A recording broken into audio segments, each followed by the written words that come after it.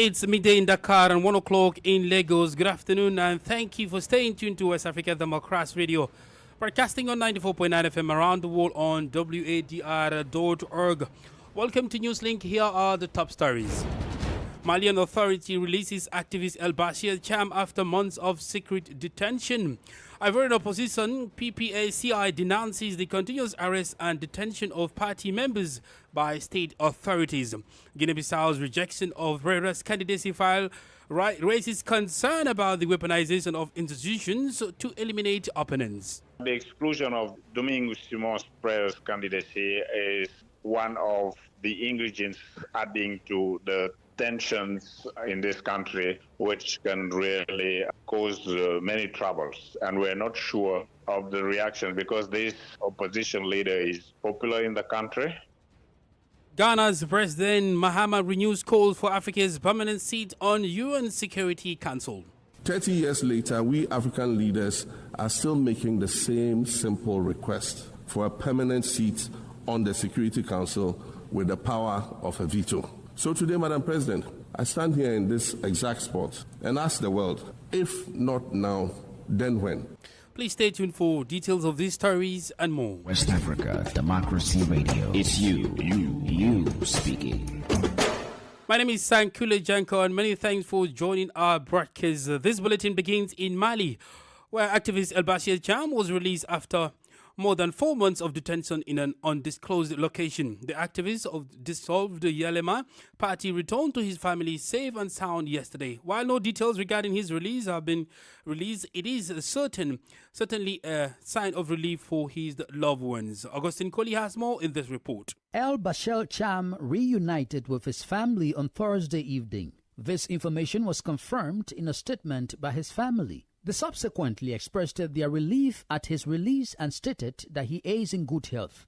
An activist of the dissolved Yeleman party of former Prime Minister Musa Mara, El Bashir Cham was adopted on May 8 in Kati by armed men believed to be from the Malayan intelligence service. He had denounced what he calls a never-ending transition. In early September 2025, UN human rights experts called for his immediate release. They deemed his detention unlawful. So far, no details have been released regarding his arrest, his condition of detention, and even less regarding his release. Details from our Bamako correspondent Ali Cham, voiced by Augustine Coley. In Côte d'Ivoire, a delegation from the PPA-CI led by former President Laurent Gbagbo was received yesterday by the Ivorian Ministry of the Interior. This meeting follows a wave of arrest of the political party's activists a few weeks ago. No details were provided on the content of the discussions, which were nonetheless described as frank. The PPA-CI has repeatedly called for release of these arrested activists. Christopher Atichu reports. For several weeks, the PPA-CI has been denouncing what it calls the unjustified arrest and kidnappings of its activists by armed hooded men, which it attributes to the police. To date, 29 party activists have been arrested.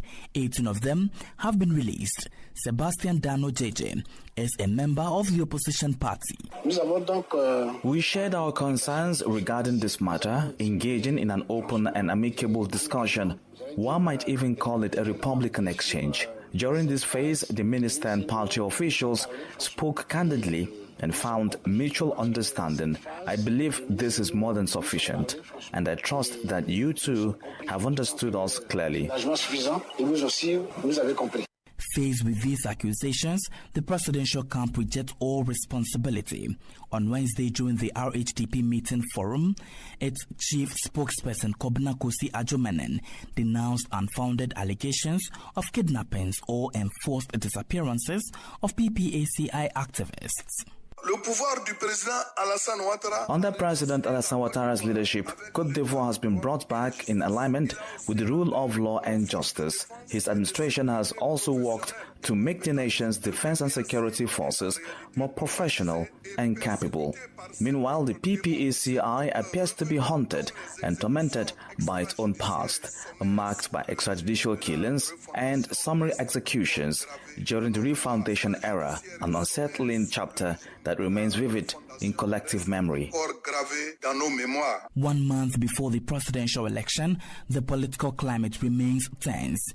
The opposition intends to oppose the fourth candidacy of the incumbent head of state, Alassane Ouattara. For its part, the ruling RHDP government warns that no disorder will be tolerated. Christopher Aticho filed that report. Well, still in Cote d'Ivoire, 44,000 security personnel will be deployed to ensure the safety of the upcoming presidential election on October 25th. The operation, named Esperance, was presented by the armed forces during a press briefing at the Yamoussoukro military base. It includes 18,000 soldiers, 18,000 police officers, and 18,000 gendarmes taking task with preventing unrest and protecting voters and polling stations. Colonel Major Eric Hoba Kofi, who heads the Operational Planning Division, emphasized that the mission is focused on protecting, not repression, and called on citizens to act responsibly. The operation runs from October 5 to November 4, with an extension possible if a second round is needed. In Guinea-Bissau, opposition leader and former Prime Minister Domingos Simão Pereira has announced plans to initiate legal action against the state over the rejection of his candidacy. The Supreme Court on Tuesday rejected his file, stating it was delivered late despite the deadline ending this Thursday, the 25th of September. The leader of the historic PAIGC party had returned from a 9-month exile last Friday to file his candidacy ahead of the November 2025 presidential elections. This development has raised the concerns from within and outside the politically fragile country. Seeking re-election for a second term in office, the incumbent president Umaru Sissoco Embalo runs almost without any strong opposition. Frederick Ndeki, a researcher with the West African Policy Institute, warns that the weaponization of institutions in Bissau to eliminate opponents will only heighten tensions. The exclusion of Domingos Simão Pereira's candidacy is one of the ingredients adding to the tensions in this country, which can really cause many troubles. And we're not sure of the reaction because this opposition leader is popular in the country. We can see on his return back to the country after 9 months, his coming back was really, he mobilized a huge crowd of people. So he's still popular, and he's the one, this leader, to say from 2019 up to now, all the other elections, the last legislative elections, this party won it. Even though, unfortunately, the parliament has been dissolved, but this party stands as the one that can really lead the opposition on the upcoming elections. So if there is negative reactions and demonstrations across the country, I can't see how this country is going to have peaceful and credible elections. So excluding this party is really very risky for this country. Well, more analysis on the exclusion of Guinea-Bissau's opposition leader in the pending November election in the later part of the news. More stories coming up on West Africa Democracy Radio. Newslink continues. President John Dramani Mahama has renewed Africa's demand for permanent representation on the United Nations Security Council, describing the current structure as unfit for today's global challenges. Addressing the General Assembly on Thursday, President Mahama said the post-World War II order unfairly concentrates power in the hands of 5 nations. He therefore called for urgent reforms to give Africa and other regions a fairer voice in global decision-making. From Accra, now the detailed reports. In his address to the 80th United Nations General Assembly, President John Dramani Mahama pressed for sweeping reforms to global governance, insisting that Africa must no longer be excluded from the highest level of decision-making. He argued that the Security Council, rooted in the post-World War II order, is outdated and unfairly concentrates power in the hands of 5 nations. There must be a mechanism in this House for the General Assembly to challenge a veto. No single single nation should be able to exercise an absolute veto to serve its own interests in a dispute. President Mahama stressed that equality as outlined in the UN Charter requires Africa, home to 54 member states, to have at least one permanent seat with veto powers. Quoting Nelson Mandela's appeal for reform nearly 3 decades ago, he lamented that little progress has been made. 30 years later, we African leaders are still making the same simple request for a permanent seat on the Security Council with the power of a veto. So today, Madam President, I stand here in this exact spot and ask the world, if not now, then when? He also called for a reset of the global financial system, describing it as rigged against Africa, and demanded fairer representation for the continent in multilateral institutions. Beyond governance reforms, the president expressed solidarity with Cuba, reaffirmed Ghana's recognition of Palestine, and urged the world to speak plainly about the Gaza crisis. For nearly 2 years, and for the fear of reprisals, we here in this General Assembly have been playing hide and seek with language to find the right words to help us avoid or excuse what we all know is taking place in Gaza. But here's the thing, it doesn't matter what you call it. If it looks like a duck, it swims like a duck and quacks like a duck, well, then it must be a duck. The crimes in Gaza must stop. For WADR, Nadidi Tete, Accra. In Benin, the National Army has begun conducting a free medical campaign to assist the local population who were recently attacked in the northern region. A few days ago, armed men stormed Kalel and unleashing mayhem that destroyed the community health center. The exercise that commenced on Tuesday aims to provide relief to trauma victims and strengthen the relationship between the military and the community. Francis Boniface has the rest of the details. This is a solidarity operation launched by the army 10 days ago after the attack on the Kalale Health Center by armed individuals. With the support of the medical team from the Parakou garrison, the populations of Kalale and the surrounding villages benefit from free medical consultations, including on-site treatment and free distribution of medication. Serious cases identified during the campaign are transferred to the Niki Health Center. Residents of Kalale, Gawasi, Zambara, Kidarukberu, and Basola responded overwhelmingly to the FAB's call. The Deputy Mayor of Kalale, Sidi Siaka, welcomed an initiative that, according to him, gives hope to a population still in shock. This gesture, according to him, strengthens local resilience, supports healthcare workers, and embodies the state's commitment even in border areas exposed to security risks. For his part, squadron leader Kwasi Kacha Allen indicated that the Beninese army strives to be closer to its citizens. He urged the population to collaborate closely with the defense and security forces, sharing any information useful for shared security. Francis Boniface with that report filed in by WDR's Lome correspondent Aziz Adam Souley. In Guinea, nearly 200 migrants were repatriated from Mauritania several days after they were intercepted by naval officials. These migrants intended to escape the difficult living conditions they experience abroad. Their return on Thursday follows the tragic death of a Guinean migrant at the Senegal-Mauritania border. More details with Imo Edet.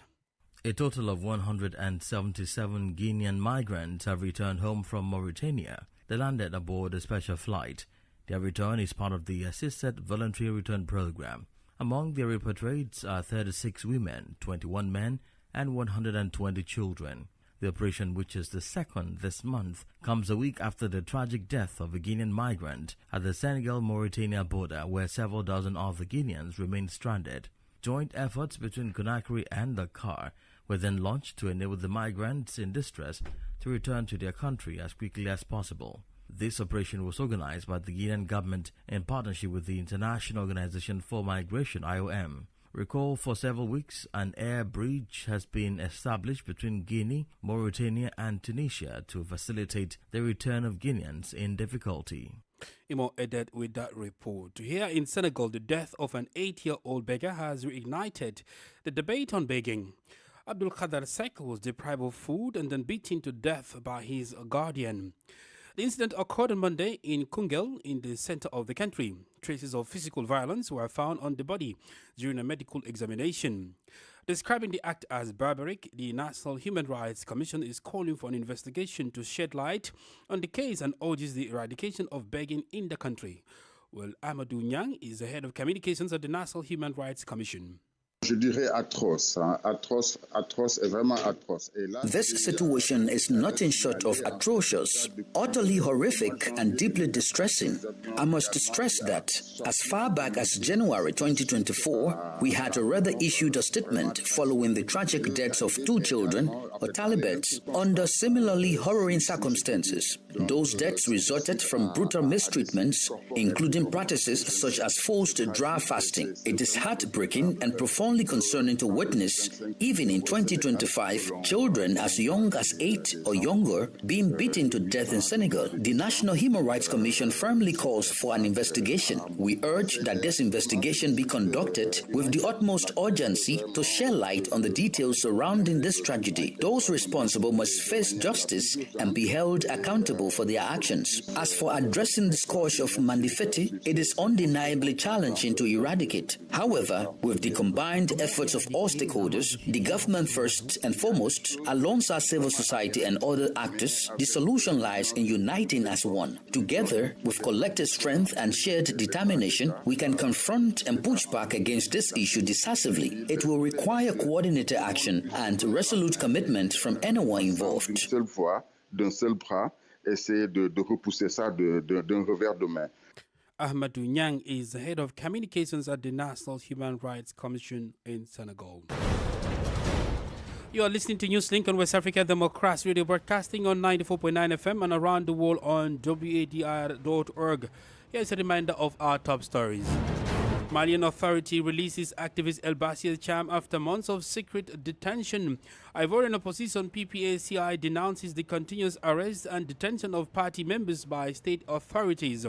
Guinea-Bissau's rejected operators candidacy file raises concern about the weaponization of institutions to eliminate opponents. And Ghana's President Mahama renews call for Africa's permanent seat on UN Security Council. Still ahead, we have guest interview and sports news. Please stay with us. Fresh and breaking news all the time. Hear it first as the news breaks, only on West Africa Democracy Radio. Newslink continues. The 8th Association of Maritime Administrations conference is set to take place in Monrovia, the Liberian capital, from Monday, September 29, 2025. Maritime leaders, global experts and partners will gather to discuss critical issues facing the maritime sector with a particular focus on the African perspective. The conference, themed Safeguarding the Ocean, Promoting Decarbonization and Exploring Africa's Blue Economy Potential, will provide a crucial stage for exchanging best practices and coordinating policies related to maritime safety, security and environmental protection. WDR's Abraham Parker in Monrovia has the rest of the details. Robert Okpale, Liberia's permanent representative to the International Maritime Organization, emphasized the importance of strengthening maritime governance across the continent. Scheduled to start next week in the Liberian capital, Wadr said the conference will reinforce the sector. Maritime leaders and partners and chart the course of Africa's blue economy.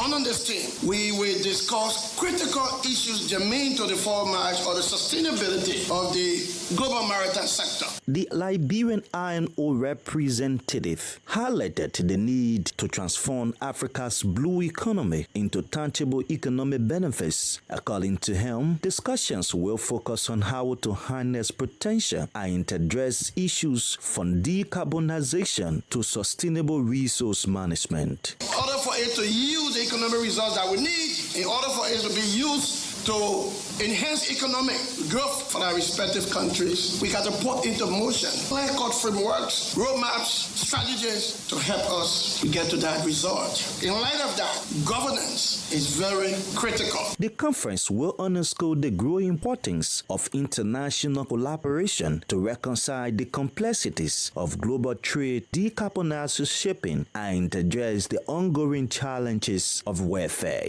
For Newslink on WADR, Abraham Parker reporting from Monrovia. Elsewhere in Nigeria, the impact of changing weather pattern is being felt more than ever. Persistent rainfall in recent days has triggered flash floods in parts of the country, leaving homes submerged, roads impassable, and residents stranded. This comes just weeks after the Nigerian Meteorological Agency, NIMET, warned of possible flooding in vulnerable areas. An earlier forecast in April indicated that 33 out of Nigeria's 36 states face imminent flooding this year. WDR's Usman Omar reports on hardship and growing concerns in affected communities. Heavy downpours across Nigeria are fast turning into nightmare for many families. Entire neighborhoods of north-central, south-south and southeast Nigeria, with parts of the northeast, northwest and southwest, are underwater, with residents forced to wade through waist-deep floods to salvage what is left of their belongings. Many of the victims of flash floods in Port Harcourt, Rivers State, southern Nigeria say they have lost homes, businesses and means of livelihood. Imagine the other day when I was going to church, a lady fall inside gutter here. I have to pick her to drop her somewhere there where she can get water to bath herself. Let government come for their rescue. We have been passing through this flood of 18 for a very long time. We have tried our best. The flooding has also cut off major roads, disrupting transport and slowing access to markets and essential services. Experts warn that the situation may worsen if authorities fail to act swiftly. Communities already exposed to erosion and poor drainage remain on edge, fearing further devastation. Able to make places, construct places, erect places where those persons that are affected, should begin to have their peace and stay. There is a drainage the government has provided that passes through my building. I normally clear it before the rainy season, and the mid of the rainy season I open up those drainages so that water can flow. If not, it will flood everywhere in that area. So the major concern is that we should take ownership of those facilities and take care of them. According to the National Emergency Management Agency, recent floods in Nigeria have killed 232 people, displaced over 121,000 and affected more than 339,000 others, with thousands of homes and farmlands destroyed. For Newslink on West Africa Democracy Radio, Usman Umar reporting from Abuja. Politics, analysis on major news, social matters and all. This is The Guest. In Guinea-Bissau, political tensions are rising following the rejection of opposition leader Domingos Simão Pereira's candidacy for the upcoming November 2025 presidential election. The Supreme Court ruled that his application was submitted late, a claim his camp strongly disputes, noting that the deadline is only due this Thursday, the 25th. Simão Pereira, a former prime minister and leader of the PAIGC party, had just returned from a 9 months in exile to contest the election. His exclusion now leaves the President Umaru Sissoco Embalo with virtually no major challenger, raising concerns over the fairness and transparency of the electoral process. Joining us now to unpack this development is our guest, Frederick Ndeki, a researcher with the West Africa Policy Institute. Yeah, I think he's adopting a non-violent posture. Saying that he's going to file an appeal is a way of also, in terms of this is a kind of political message to his militants, to his supporters, for them to appease the situation for the moment, not to send them to the streets to demonstrate and then push the country from now into a very tense and even violent situation. So it's on Domingos Simão Pereira's strategy to keep following the pacific way, a non-violent way of doing opposition in this country. I think this is smart on this aspect. But in terms of the outcome of this legal, I can say, battle he's engaging in, there is not much hope, because we know that this Supreme Court in Guinea-Bissau is not impartial, unfortunately. It is a partial one. It is even politicized, and it is under control of the current regime. And there is not a hope to have in terms of Domingos Simão Pereira's legal action bringing a positive outcome. If record serves me right, this will be the first time that Guinea-Bissau will go to the polls without the PAIGC. So what should we expect What are the stakes here? Yeah, as you just said, since independence in 1974, up to now, all elections that have been run in this country have always had pay-as-you-say among the parties that went to the elections so far. This will be indeed the first time this country is going to elections with the pay-as-you-say, which is a historic political party in this country. She has ruled the country for from independence up to this regime, Umaru Sissoco Embalo. Not to forget that even Umaru Sissoco Embalo is a former member of this party. So the reactions, as I told you, that this party still have strongholds in all regions of the country.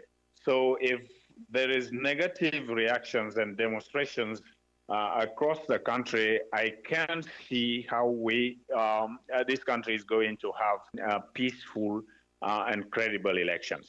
So excluding this party is really very risky for this country. And finally, before I let go of you, Mr. Frederick, the incumbent President Umaru Sissoco Embalo is seeking a second term in office, and as it stands, his only official opponent is Fernando Diaz of the Social Renewal Party. Do you think he stands a better chance against Embalo?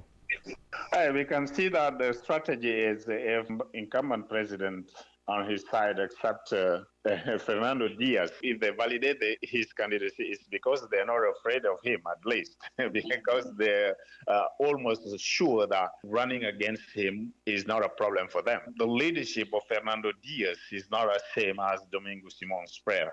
So, this is a sort of a way to say that, these elections have been competitive because the opposition had their representative, knowing that Fernando Diaz is not this leader of the same level as someone like Simón Spreyer or even the other one, Nunu Nabiang, who are leaders way better, well known in the country than Fernando Diaz is. Do you foresee a possible alliance or merger, at least just for the presidential election? Fernando Diaz, unfortunately, is not this leader who can really federate the opposition around his candidacy. Someone like this leader, I don't see how he can really federate or build a strong alliance which can really face Sissoko during this election. The incumbent president, Umaru Sissoco Embalo, knows all this. This is why he can accept the candidacy of someone like Fernando Diaz and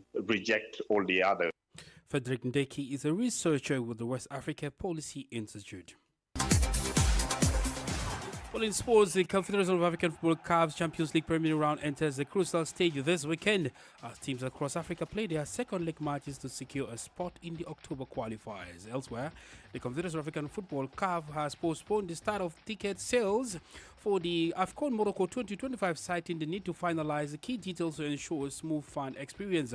CAF is working closely with Morocco's local organizing committee and says a new date for the ticketing launch will be announced soon. The delay left many fans facing error messages during attempted purchases, with CAF apologizing for the inconvenience and thanking supporters for their patience. And the Super Eagles of Nigeria will face Colombia in a high-profile international friendly on Tuesday, November 18 at the Citi Field in New York. The match comes just 4 days after Nigeria plays Venezuela on November 14 in Houston as part of their preparations for the 2025 Africa Cup of Nations in Morocco. Well, this concludes this edition of Newslink here on West Africa Democracy Radio, broadcasting from Dakar, Senegal. Thank you for tuning in, and special thanks to Mustafa Sek and Ismaila Kamara for the technical support. Connect with us on our social media platforms, X and Instagram at WADR English, and on Facebook, WADR English Service, or listen to us live at wadr.org. My colleague, Demba Amaran, will be here at the top of the hour, 1 p.m. for the second edition of our comprehensive news bulletin in French, Info Chevo. I am Sankula Janko. Good afternoon. And many thanks to you for listening to Newslink via Hot 104.3 FM, New Me FM 94.0, Hilltop Radio 104.7 FM, and Veritas Radio 102.9 in Banjul, the Gambia. We also appreciate our listeners in Liberia via Alternative Youth Radio 98.9 FM, Lofa County, Radio Kagama 94.5 FM, Niba County, DCN Radio 91.3 FM, Riverside County, Wakat FM Radio, Banga, Liberia, Radio Baf FM 91.3 Sierra Leone in Nigeria, and Love 104.5 FM, Abuja. For you listening via Radio Pad 95.1 Damango, Savannah region, and on Royals FM 104.7 Wenchi, Ghana, we say a big thank you. Remember, West Africa Democracy Radio is all about you, your views, and your opinions.